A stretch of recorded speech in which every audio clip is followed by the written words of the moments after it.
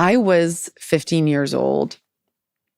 And my mom would do this thing too. Like she would take me to the movies. When I was older, I realized she was trying to get me out of the house. But we had gone to see a movie, and my dad had taken the key to the front steel door. Every room in our house had a steel door. So she couldn't get into the first block, and we always knew where he was. His brother lived a couple of streets away. And if he wasn't home, he was always there drinking. And nothing out of the usual. I mean, we went over and they were pretty loaded. And I had to pee really badly. So I ran into the house to get to the toilet. And he took that as me being really rude because I didn't stop and say hello to everybody. Big thing in South Africa, like the kind of respect that you have to have for elders. And he was in a state where he just kind of like spiraled. Like, why didn't you stop? Like, who do you think you are? And this kind of thing started, and we left. But you could just tell. I just knew that was kind of the straw that broke the camel's back for him.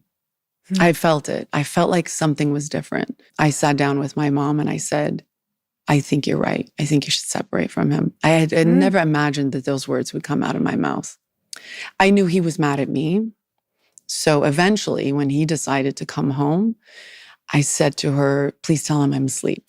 And so I went into my room. I turned my lights off. To get to the point, he finally broke into the house. He shot through the steel doors to get into the house,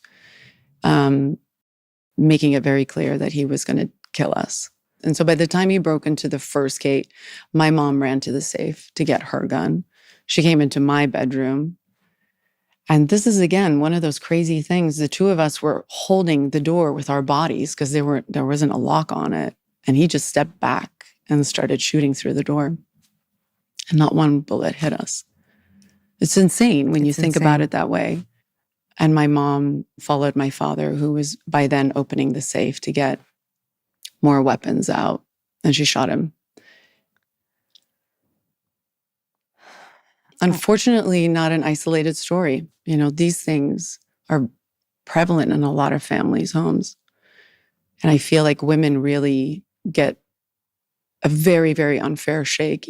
I feel like in this country, nobody takes it seriously, the situation that they're in. And I don't think anybody took my mom seriously.